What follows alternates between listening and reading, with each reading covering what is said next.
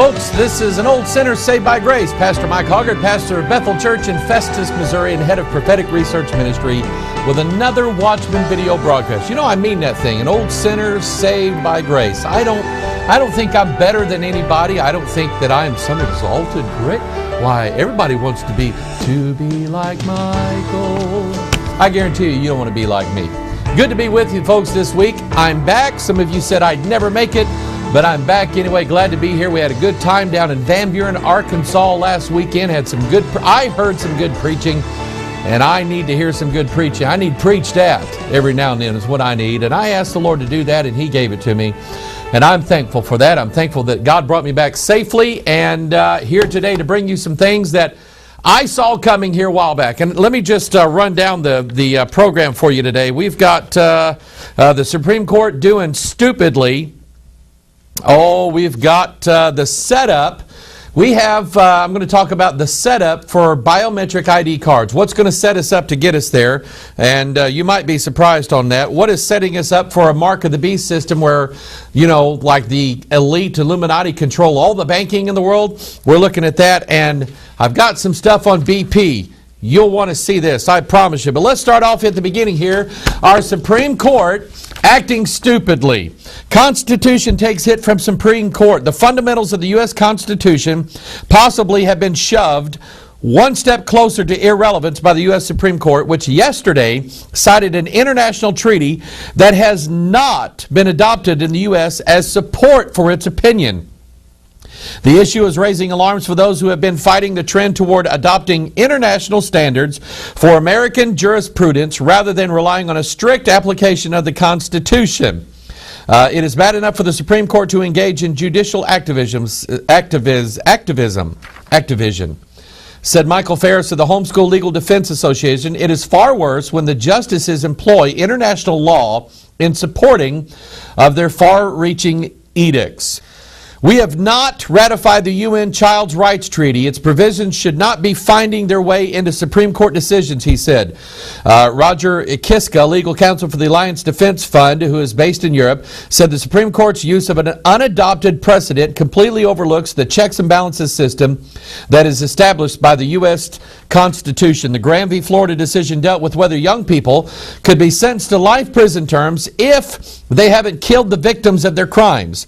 It arose in the case of Terrence Graham, implicated in armed robberies when he was 16 and 17. Now, he is now 23 and is in a Florida prison for life. Justice Anthony Kennedy, who frequently swings to the liberal side of the court, said such life sentences are not allowed. The state has denied him any chance to later demonstrate that he is fit to rejoin society based solely on a non-homicide crime that he committed while he was a child in the eyes of the law. Kennedy's majority opinion said this the Eighth Amendment does not permit. Now here's what he wrote. Now this is what we were warning about last year when Obama started bringing all these people and all these czars and all these advisors, one of which, I can't remember who it was espousing the idea that we as the United States and the judges of the United States should look to other countries' laws to see how they might work well here when making judicial decisions. That is 100% contrary to the legal basis of our country right now. We are American citizens. Our laws are our laws. If we wanted other people's laws, we would pass their laws in our country. And so we warned about this, and here it is right here. The Supreme Court is already looking to other nations to get approval for our laws. Here's what Kennedy wrote. We also note, as petitioner and his amici emphasize, that Article 37A of the United Nations Convention on the Right to the Child. Stop right here. I had people sending me stuff even back before we started this broadcast, and I started doing research, years ago, on the UN Convention on the Rights of the Child. And I actually read part of this thing, and it was absolutely ridiculous what the UN says children should have access to, and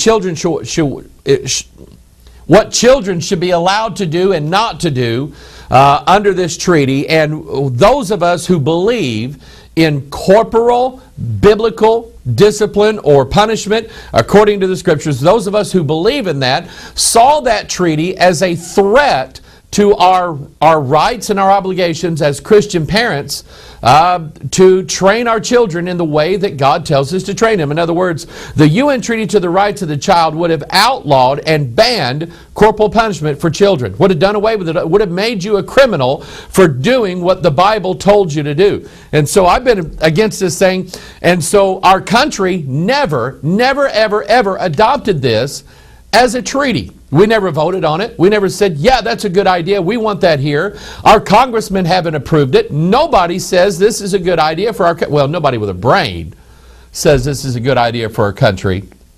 And yet now we have a Supreme Court Justice of the United States, a Supreme Court Justice, someone who swears an oath, an allegiance to the Constitution of the United States as the supreme law of the land. Their job, their one job, okay? We don't hire the Supreme Court people to go out and dig ditches or build houses or shoot guns. Their one job is to adjudicate the laws or the cases in this country that may or may not be, here it is, constitutional. And so here is Justice Kennedy writing concerning the UN Convention of the Rights of the Child. He says, November 20th, 1989, ratified by every nation except the United States and Somalia. Now I want to stop right there, okay? I don't know if you know anything about Somalia, okay? They're the pirates. Arr, okay? The Somalians are the pirates. They're the people. The Somalia has no stable government right now. And if you go to Somalia, you do so at the expense of your own life. If you go to Somalia, there's a pretty good chance that you're going to be slaughtered in the street somewhere. I mean, that's Somalia. Of course, that could be Chicago, too, for all that matters. But anyway, this is what I got out of this. Here is Justice Kennedy. And supposedly, we call him Your Honor. There's no honor in this statement. He just compared the United States of America with Somalia. That's what he just did. So he said, ratified by every nation, except the United States and Somalia, it prohibits the imposition of life imprisonment without possibility of release for offenses committed by persons below 18 years of age. Kennedy's opinion continued. The court has treated the laws and practices of other nations and international agreements as relevant to the Eighth Amendment, not because those norms are binding or controlling, but because the judgment of the world's nations that a particular sentencing practice is inconsistent with basic principles of decency demonstrates that the court's rationale has respected reasoning to support it. So in other words, we don't think that this is right because there is a treaty out there, that a bunch of other nations decided that they like, that our country hasn't ratified. Let's see, who am I being paid by? Our country, they decided that our country didn't like it, and yet we like it, or I like it, and I'm going to base my decision based upon somebody else's law. And I'll tell you, we have way too much. The seeds are growing in this country that we are facing a new America. An America that's not based upon the Bible, and an America that's not based upon the rule of the laws generally agreed upon and accepted by the citizens of this country.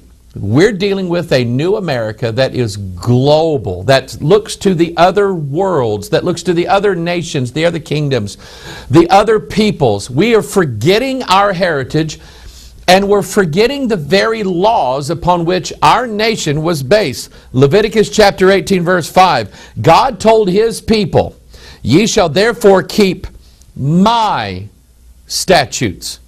Not the statutes of the Moabites. Don't worry about what they say. Not the statutes of the Canaanites. Don't even go there with me. In fact, God said, just stay away from the Canaanites altogether. He said, you shall therefore keep my statutes and judgments, which if a man do, he shall live in them. I am the Lord. And I will tell you, if we're seeing something going on, we are seeing the death of the United States of America as you and I know it. God promises, and if we just exclude every other stupid thing that's going on in this world right now, God promises that when we walk away from His statutes and the things that we were established on and the foundations are being destroyed in this country. And if we walk away from those in this country, God said, if a man do, he shall live in them. If we'll keep the statutes of God, we'll live as a result of it. If we would just keep the Constitution, America would live. But I will tell you, there are all too many people out there who want to see the death and the destruction of the United States of America. Why? Because you cannot create a new world order as long as the old world order represented by this country still exists. They want it to die. Deuteronomy chapter 14 verse 2, For thou art an holy people unto the Lord thy God, and the Lord hath chosen thee, watch this, to be a peculiar people unto Himself, above all the nations that are upon the earth. So here's what God is saying. He said, I will take you and I will make you peculiar, and you will be above all the nations of the earth. That sounds like America. That's what God did here, because at one time the law of God was supreme in the hearts of Americans. Here's what's happened. We are no longer, we say, we want to be like everybody else. We want to be like the French. Oh, come on. We want to be like the European Union. Why? We think China has a good role model there for us to follow. And so we follow their rules. And God said, I have designed you better than that. I made you peculiar. I made you different. The whole world at one time, watch this, the whole world looked where? They looked to America to be the light of justice, of prudence, of common sense, of religious freedom, and of Bible Christianity. They looked to America for that. And now America turns to all these lesser nations. And I'm not knocking anybody we have people in the United Kingdom, Netherlands, and France, and Germany, and I mean all these, I'm not knocking that. I'm just saying God did a good thing here. And now our country is looking to Europe. They're looking to everybody else saying, maybe we should be like them. Maybe we should get health care in our country, like Canada has, or like Great Britain has, where you can't get surgery if you need it. Maybe we should do that. And that's what we're doing right now. God made us peculiar. Deuteronomy 18:9, When thou art come into the land which the Lord thy God giveth thee, thou shalt not learn to do after the abominations of those nations. He said, don't follow them. Don't go after what everybody else is doing. You be my peculiar people, and your laws are based upon my word, and the precedents that you set should be based on common sense and the laws that you have and my word. That's what God said. And I'll tell you, if we discard everything else in this world that is going to spell the death of the United States of America, it could very well be that. Obama clamors for federal fix to immigration woes. I won't read all this story, but now Obama's looking like he's coming out and saying, "Oh my goodness, look at what George W. Bush did with this country in 8 years." I mean, let me do it like Obama would do it. Look at what George W. Bush has done with our country. No, back. No, go up. No, back down a little bit. Yeah, there.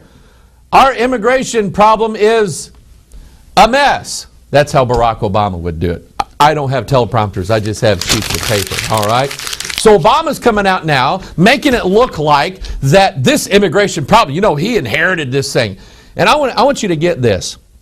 Because there have been people in this country that have been screaming for years. I mean, just screaming for years at our government saying, we have a lot of people coming in off, the borders, like, from Mexico and from other countries, and they're sliding in through Mexico. By the way, have nothing against Hispanics, Mexicans at all. If you want to come to this country legally, come into this country legally. This is the great America. It used to be the great America where everyone could find opportunity. That's because God blessed this nation. And if you want to come in this country legally and move next door to my house, I will invite you over for dinner. I will invite you to our secret broadcast compound at 1233 American Legion Drive. But we know for a fact that our borders are leaking like a sieve.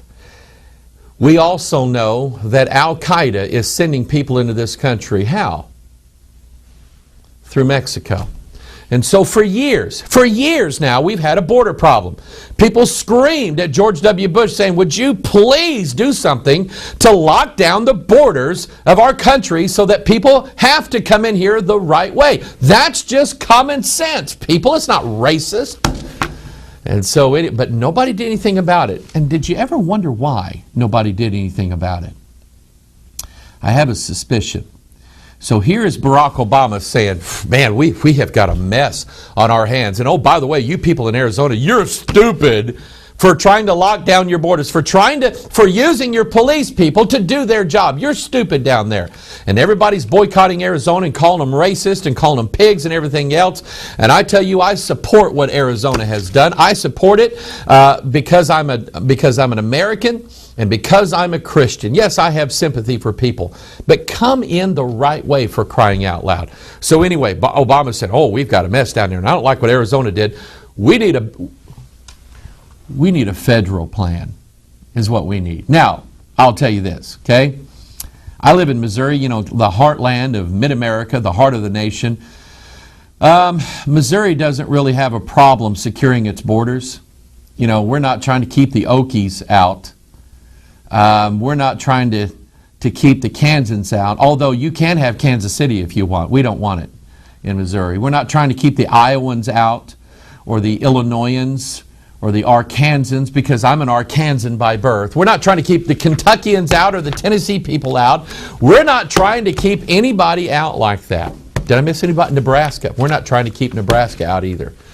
But Arizona's trying to keep illegal aliens coming, and so Barack Obama, typical federal government style, says the states, they should not be handling this. This is a national affair. No, it's a state affair, Mr. President.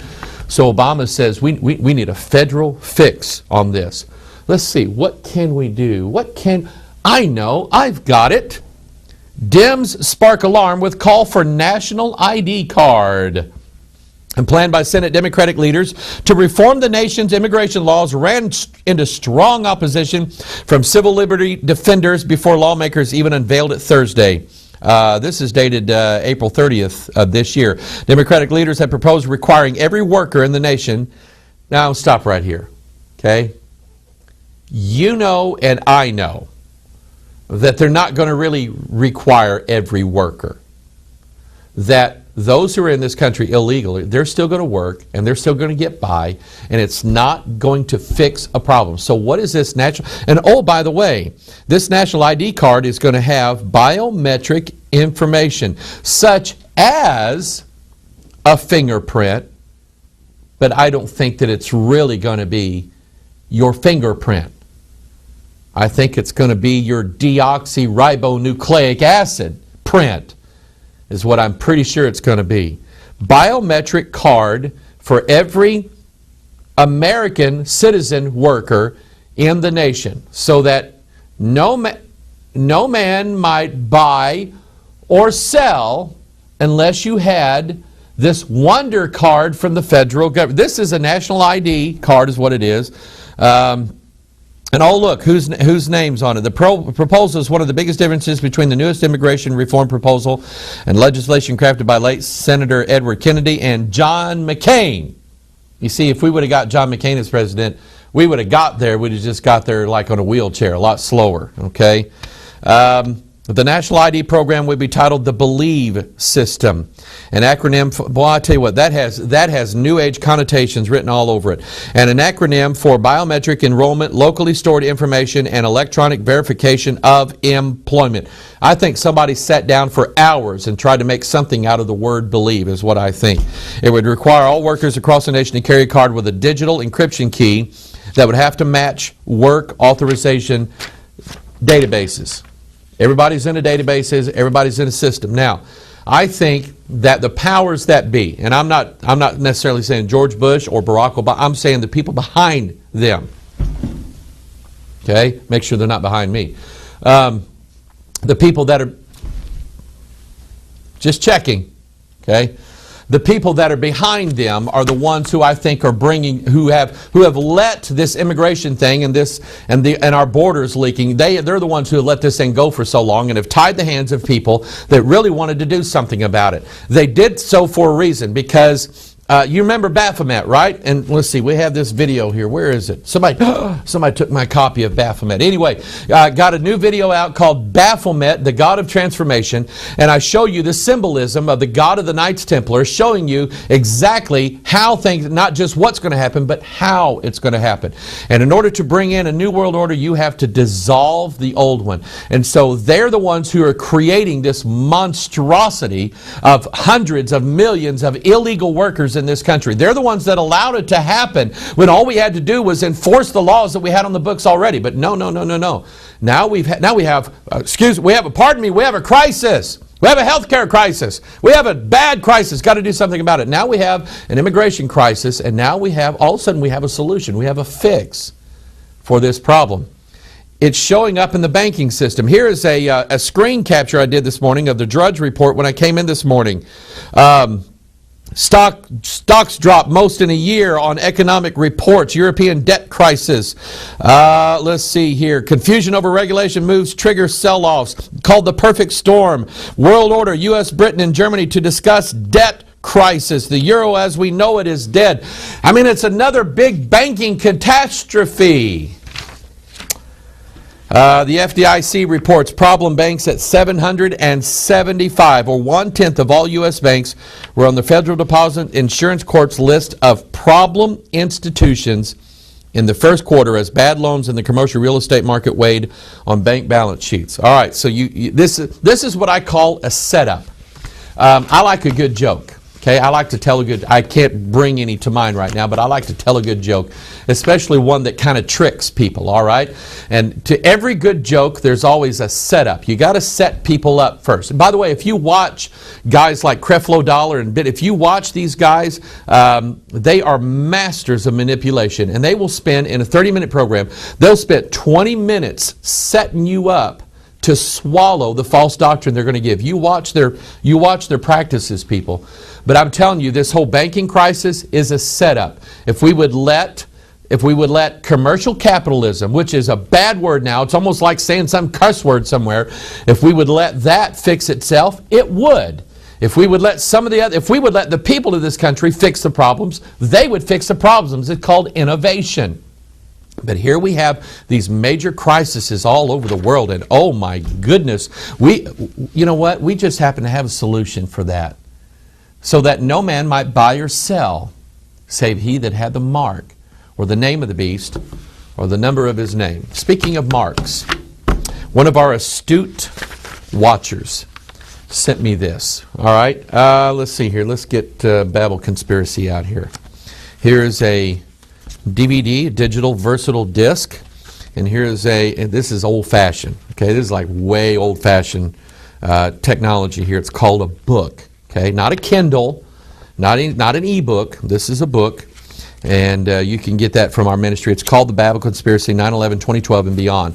And there are occult signatures, and God is helping me to read symbols and to study things and to see things and get it. And you continue to pray for this ministry and pray for me in my study that we would be allowed to keep doing that, not for us, not for our glory, but for you to send out a warning.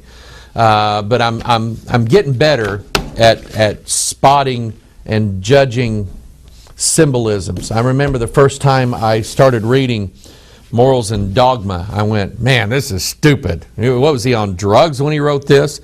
Well, he might have been, but I definitely believe he's under the influence of the Spirit. And now I'm getting to where when I read it or go through it, I'm looking at it and I'm going, yeah, okay, I know what that means. Yeah, I got that. Yeah, sure, uh-huh. Oh, yeah, I know what you're not saying there, okay? Here's one here. What is the generative number? Answer, in the divinity, it is the unit. See, I'm just straying here. In created things, the number 2, because the divinity 1 engenders 2, and in created things 2 engenders 1. What is the most majestic number? Answer, 3, because it denotes the triple divine essence. That's the triple helix. So I read this and I'm going, I get this. Woo-hoo! All right. So anyway, one of our astute watchers sent me The old and the new logo for British Petroleum, BP. You know, the people that, had this well blow up on April 20th, the 110th day a year. That's 11 times 10. That specifically points you to the Tower of Babel, Genesis chapter 11.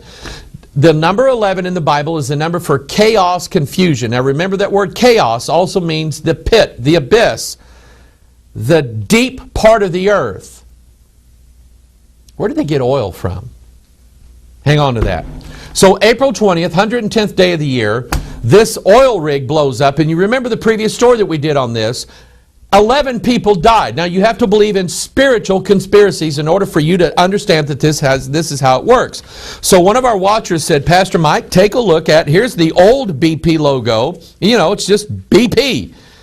And now we have a new logo. And I'm telling you, when I was down in Van Buren last weekend, on the way down there, we had about 7 hours of driving, and on the way down there, I'm just looking at billboards and signs. And I'm just looking now at symbols. And isn't it amazing that now all of a sudden, all of these companies and corporations that have been around for years have started changing their logos now? Have you noticed? Start looking, because you're going to see it. And you're going to see elements of things that we have talked about on this broadcast. You're going to see elements of occult knowledge inside those company logos. And it's the same thing with the BP symbol. Now the new BP symbol, it looks like a flower. Isn't it pretty? It looks like a flower, doesn't it? 4 colors actually. It looks like a flower here, doesn't it? It's actually a lotus. Now, if you know anything about the New Age, you know that in the New Age movement, the lotus means everything. In fact, here's a picture of a lotus, and here's a picture of a woman in the lotus position. Now, she is a practitioner of yoga. You know, that stuff that all these church people are doing now and saying, oh, I heard Jesus when I got into this yoga trance. They're practicing yoga now, which is nothing more than a New Age Eastern mysticism way of getting in touch with familiar spirits. That's what yoga is all about. Listen, they're not hearing God.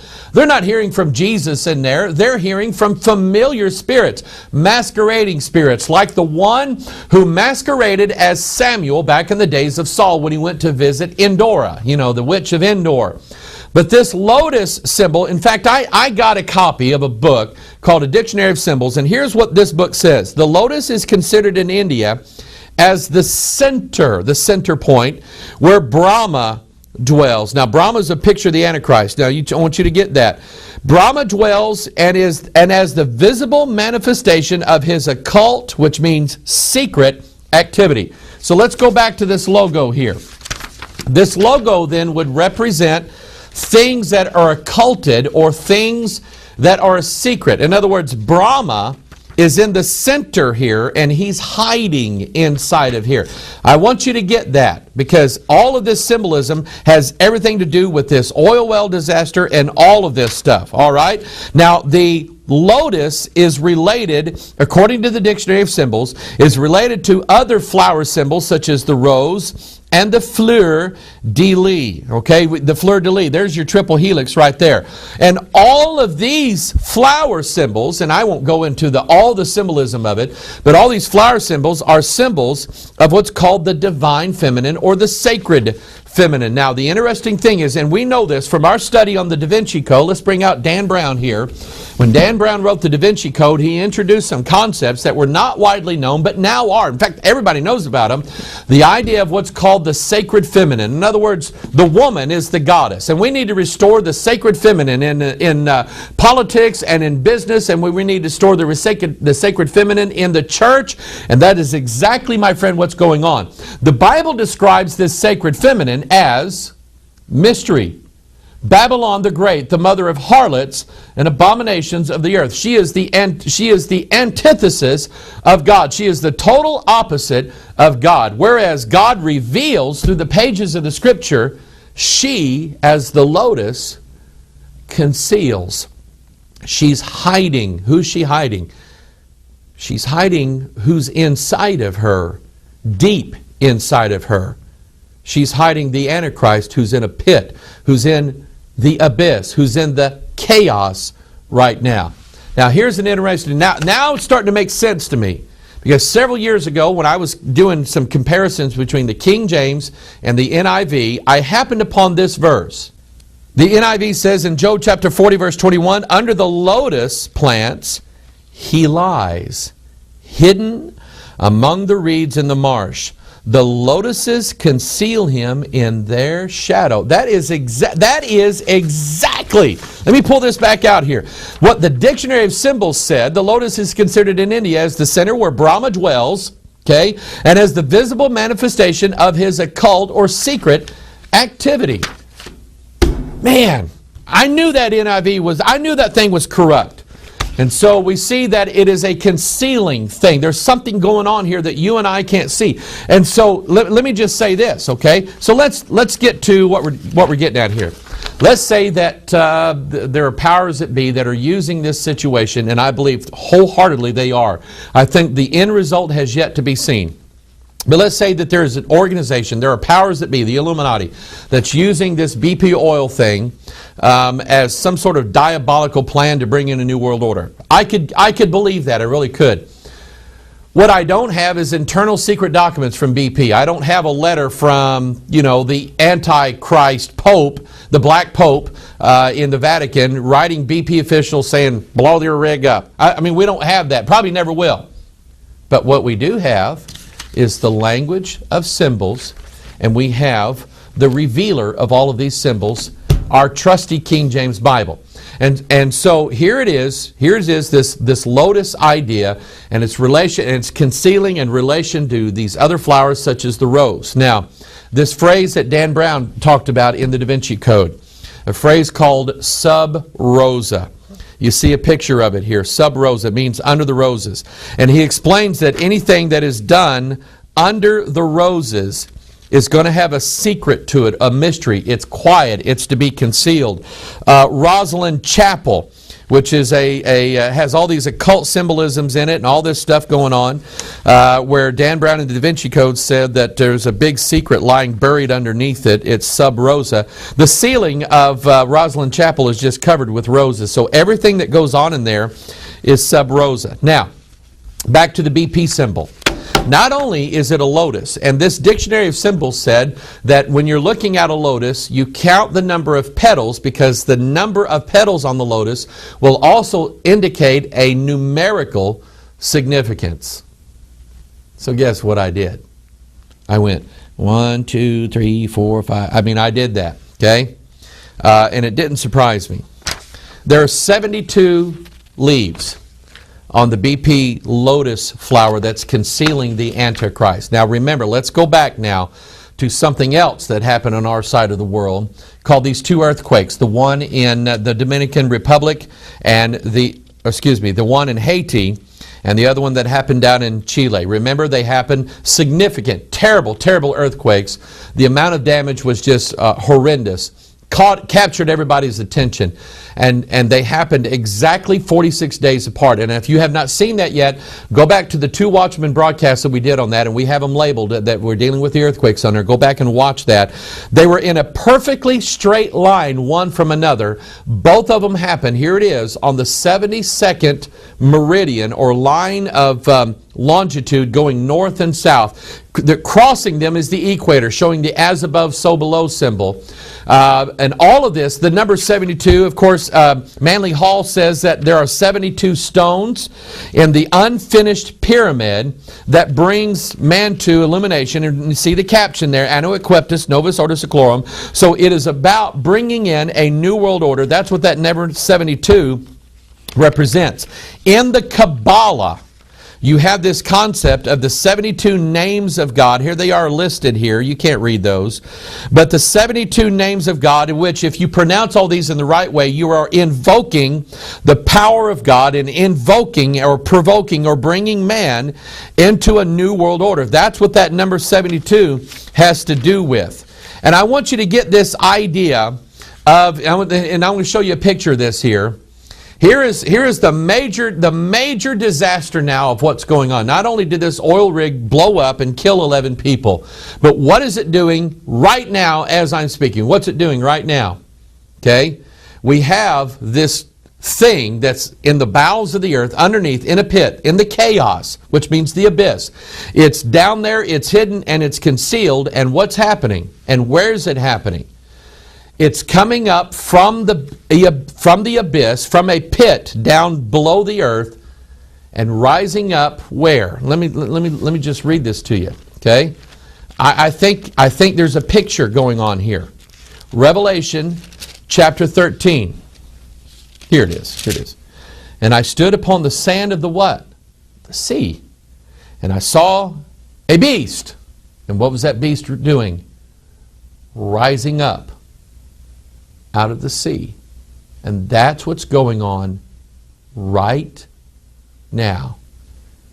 Let's keep our eyes open and let's keep watching this. By the way, let me just share this with you, then we're going to move on. Oil is a symbol for anointing a king. Okay? Then thou shalt take up the anointing oil and pour it upon his head and anoint him. Who's that king?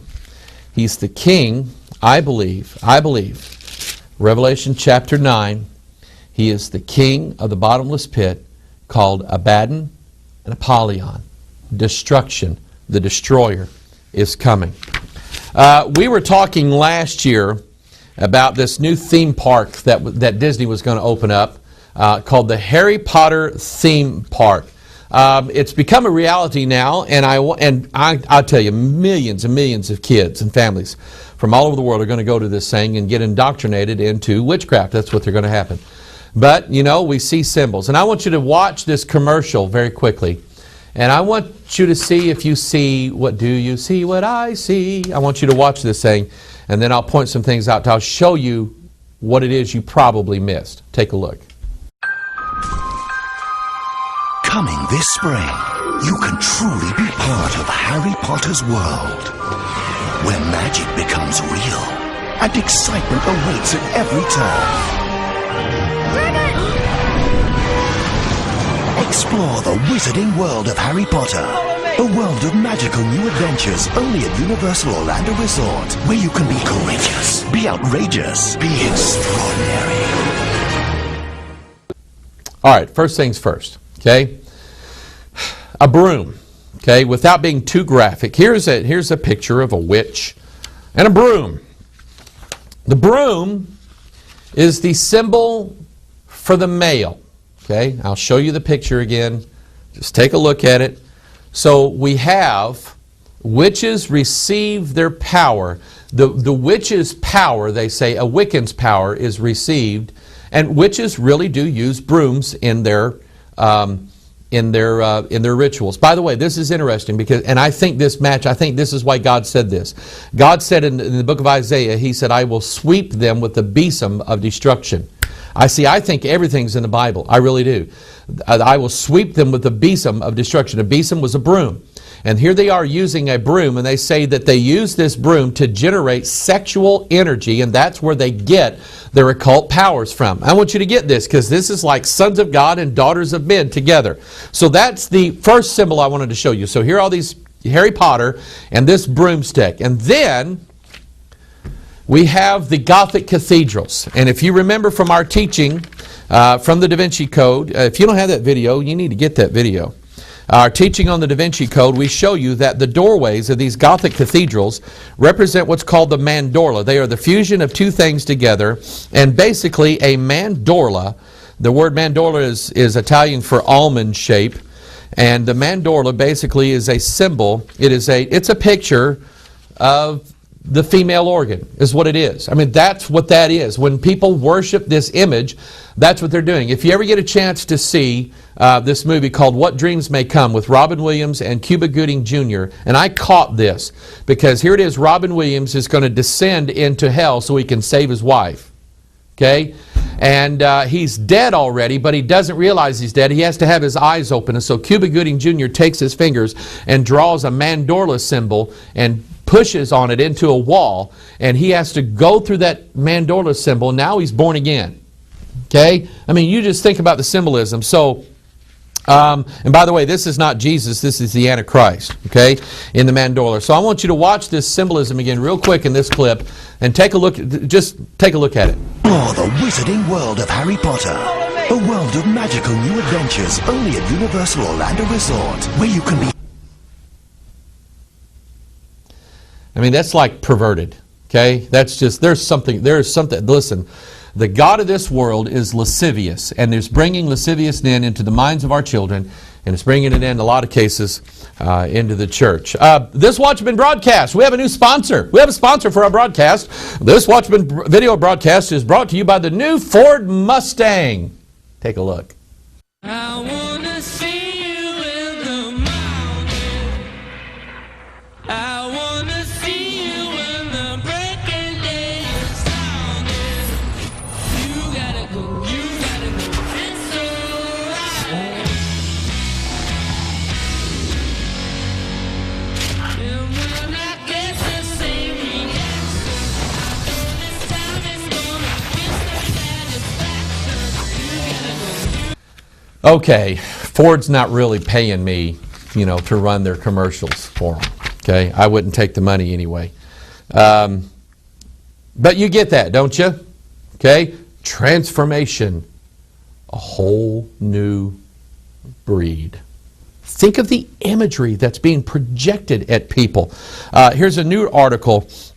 This came out last year. This was about the electronics deal last year, 2009. We are becoming a new species. We are becoming Homo evolutus, which basically means that mankind is on his way now to becoming a whole new breed. If you remember our study on chaos and all of this stuff, and the whole Todd Bentley thing, and the what was it? I can't remember the thing that we were talking about, but the whole Todd Bentley thing, and all these guys, Rick Joyner, are talking about how God's going to bring in a new breed of people on the earth. You watch this stuff, because this is what's going on right now. And it all has to do with evolution. And here's an article from WorldNet Daily very quickly. Was great-great-great-great-great-Gramps Neanderthal. New study reveals ancient DNA falls with variation of present-day humans. And I won't read the article. You can get it online. But it basically says that, you know, they're able to, you know, like reformulate some of the Neanderthal DNA. And from what it looks like, their markers, and from what it looks like, Neanderthal DNA was pretty much like ours. That's because they didn't exist, people. There is no such thing as evolution. But they want you to believe in evolution, because if we came from a lower form to this form, we're going to go to the new form, a higher level. Here's an article that deals with that. Pig sushi. Diabetes trial brings xenotransplant hope. 4 more people with diabetes will soon be implanted with high doses of living pig cells coated in seaweed, bringing the prospect of a widespread animal-to-human transplant a step closer. I just think it's funny they call it a pig sushi. And really, all I'm going to say about this is, what animal did Jews not eat? They don't eat pigs. You know why? God said they're unclean. Now, dietary laws, Jesus said, Peter, arise, kill, and eat. Those dietary laws have been restricted in the New Testament. I don't want your argument. I'm just saying that's what they are. So that justifies that piece of sausage I had this morning. Pork sausage. I love pork sausage. So anyway, but an unclean animal, and God said not to partake of it. There is no way in the world that somebody's going to inject me with pig DNA. I guarantee you I'm not going to let it happen. But beyond that, listen, folks, we're getting scary out there. Here's an article just today, and somebody called me, wanted to know if I had this, and I said, yeah. Scientists in the U.S. have succeeded in developing the first living cell to be controlled entirely by synthetic DNA. The researchers constructed a bacterium's genetic software and transplanted it into a host cell. The resulting microbe then looked and behaved like the species dictated by the synthetic DNA. I want to tell you something. You know, if I was a scientist and I was smart enough to do this, I hope I would be smart enough not to do it. Because I'm telling you, you know what they're doing, don't you? They're like writing their own Bible. They're writing their own DNA, and they're saying, you know, it worked exactly the way we thought it was going to work. I'm telling you, it's just like we're creating stuff that we're not smart enough to know exactly what it'll all do. And boy, I tell you what, we live in a different world. All this genetic stuff. Here's a triple helix symbol. Somebody sent me this, and I thought, well, I'll run with this. I'll use this. Dolce hotels and restaurants. Dolce means sweet or comfortable. It says meet with inspiration. Now, the triple helix logo here, you have three concentric. In fact, if you look very close, if you just stare deeply at this little symbol here, you will see a triple helix in here. You'll see like a triquetra in there. Three circles fused together. And these people all making all sorts of little Masonic hand gestures in here. Here is another thing from their page, Dolce Hotels and Resorts. Take a look at the guy standing in front of the X chromosome pouring water. That's the symbol of Aquarius, folks. That's where we're headed. The age of Aquarius is where we're headed. I'm telling you, start looking at logos and brandings and things like that, because they're going to reveal to you exactly, the more we see, I think the closer we're getting to what's going on. Here's another ministry, White Dove Ministry. These are a Todd Bentley-like Kansas City Prophets type deal. And I was looking at the article, but I was looking at the symbolism. By the way, everybody says, well, a dove's a symbol of the Holy Spirit. A dove is called a Columbine, Columbine High School, Columbia, District of Columbia, the Columbia Space Shuttle. The dove is an occult symbol for Mystery Babylon the Great, the other spirit. That's what that dove is a symbol of. So here we have White Dove Ministries, and I will tell you that since they're not preaching the true gospel of Jesus Christ, that dove symbol is not a symbol for the Holy Ghost. It's a symbol for Mystery Babylon the Great. But I want you to notice, here we have the sun image, which is Osiris, the sun god. And we have, I want you to notice there on this eagle's, which is not even a dove, it's an eagle. This eagle saying with three things pointing one way and three things pointing another. That is the fusion of opposites. Notice they're pointing in different directions. You have 3 and 3, just like a hexagram. That makes 6, so that makes a number 33. But here's this is from the International House of Praise. Here's the article that I wanted to get to, where they talked about the verse down below. They mentioned Bob Jones and some of these other IHOP people. He says, these were the seeds or souls of the end-time generation, a generation, watch this now, with a special DNA designed for a unique destiny. I'm telling you that this stuff is getting people to go stand in line to receive a mark on the right hand or forehead.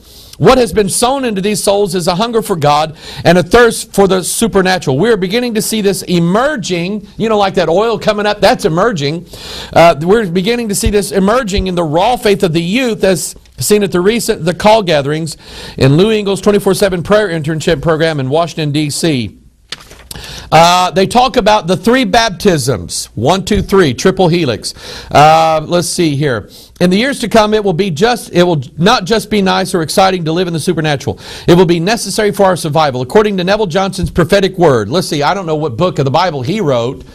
Outer court Christians, listen, I got to stop right here. This is a setup. This is a setup. It's telling you that there are second and third class Christians that are not as good as the other ones. That's Freemasonry, folks. That's the occult. I tell you what, I'm getting a little too excited about this stuff. Outer court Christians, those who have experienced only the first baptism, water baptism for repentance and salvation, will not survive the tribulation. It's a setup. Only those who have made it to the inner court by receiving the second baptism, the baptism of the Holy Spirit, will survive.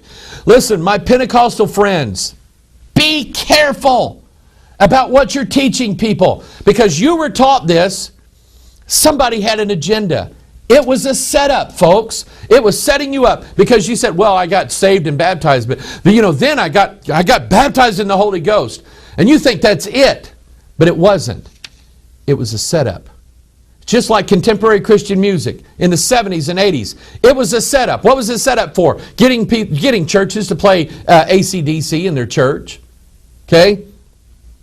But those who have received the third baptism, the baptism of fire into holiness, will do great exploits as sons of the kingdom. Bob Jones calls it the third baptism. John G. Lake called it the union. Look at this, the union experience with God. And John Paul Jackson calls it stage 3 spirituality. In the tabernacle of Moses, the Holy of Holies was also called the tabernacle of witness. That was because what happened there proved the existence of God. Those that attain stage 3 spirituality become the abode of God, a tabernacle of wilderness. They exude God. They radiate the presence of God and change the environment around them.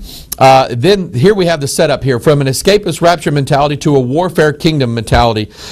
In other words, they're telling you, you stupid people that believe in the translation of the church, like God said was going to happen. Quit believing that, because we're going to be part of the kingdom, but you need to be baptized. In this third baptized, you need this unique DNA injected into you. That's what it's setting up. We're entering a period when the veil between the natural and the supernatural realms is becoming very thin. I want to stop right there. Take a look at this picture. Okay? That's Halloween. You know what Halloween is? In Mexico, it's Dia de la Muerta. Did I get my Spanish right? Dia de la Muerta. Day of the Dead. And in their lore and in their superstition, it's the day when the veil between the living and the dead world, the supernatural world, is thinnest and people can pass through. That's what they were talking about. Okay? So let's go back here to Revelation chapter 9. And the fifth angel sounded, and I saw a star fall from heaven unto the earth. And to him was given the key of the bottomless pit. And he opened the bottomless pit. And there arose a smoke out of the pit as the smoke of a great furnace. Going back to what was said in this article, it says the door is open to come up here and pass back and forth between the spiritual and physical planes of existence. Portals are being opened. Portals are being opened. And he opened the bottomless pit, and there arose a smoke out of the pit as the smoke of a great furnace, and the sun and the air were darkened by reason of the smoke of the pit.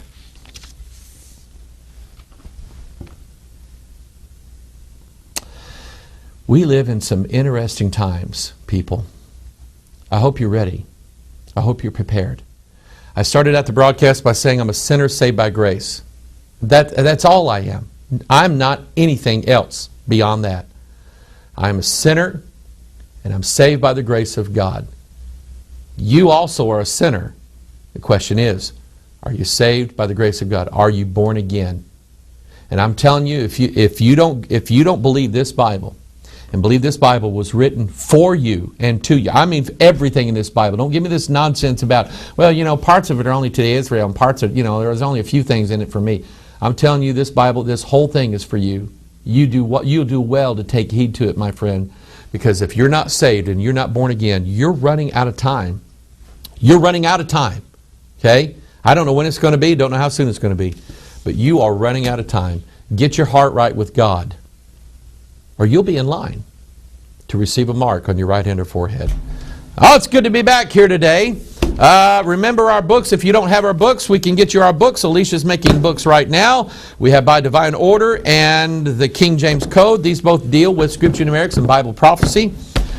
We also have a reprint of Alexander Hislop's Two Babylons. Great book if you want to understand, if you want to get a basis of what symbols mean and things like that. And then we have the Babel Conspiracy and video that goes with it. Get in contact with our ministry. We'll send it out to you. This week is the last week of the month. We'll be working on our Watchers packets the week after that. And we got a dear family, some friends of ours coming down from New York to help us out with that. God bless them, and we appreciate that. But anyway, if you want to get on our Watchers list, that basically is once a month we send out all of our DVDs, all of these Watchmen broadcasts, and any special video that we do, we send that out to people. And all we ask, we do that on a monthly basis. It's like a recurring subscription thing, and all we ask is a donation of any amount to help us with our expenses. It is costing us quite a bit, and everything, I promise you, everything that you put into this goes right back into it. Does not go into my pocket. I get paid by the church, and I'm happy with that, and my wife's happy with it, and Mama's happy, everybody's happy. All right, so I'm happy. But anyway, if you want to get on our Watchers list, just email, call, or write us and say, hey, Pastor Mike went on the Watchers list. Here's what I can do to help out. and I appreciate it. If you give a little more than what you think it's worth, we'll take it, because there's some who can't give anything at all. And I love giving it to them. We're feeding this into some African nations, some Bible institutes in Africa. Been getting invitations to go to Africa, and so we're reaching into those areas. And anything you do to help us out, listen, you're feeding some hungry people in some countries that you've never been to. Listen, I know guys get on here and they make statements like this all the time. It's so that you can send them more money and make them rich. But I promise you, I don't get any money out of this ministry. Okay, I promise you I don't. It goes right back into the ministry, and we appreciate everything that everybody does. God just made me this way. God made me, and it's not a boast, because I'm a lot of other things too that I'm not proud of and I won't talk about. But God made me somebody that I don't really care about money. I know it takes money to do things, but I don't really care. That's not what I want. What I want is for you and your family to be saved. What I want is for your marriage to stay together. What I want is for your kids to grow up knowing the Lord and knowing the Bible. What I want is for somebody that's lost to be saved. What I want is for someone who's been reading out of an NIV all of a sudden say, you know what, that's the wrong Bible, I want to get me a King James. That's what I want. Okay? So take our videos, pass them around, give them to people, plant seeds, do what you can, pray for us, pray for our ministry. The devil's been pounding me this week, and I think I've gotten victory today, and I thank God for that. But keep us in your prayers. I love you. I like hearing from you. I like the phone calls. I may not have all the time in the world to give you, but I don't mind you calling. I don't mind you emailing. And just please bear with me and be patient. All right? God bless you. This is Pastor Mike. We'll see you in the next Pure Bible study. By the way, you've noticed my pink shirt today. Okay? I'm very content with my masculinity. So the pink is the new white. All right? God bless you. Bye-bye.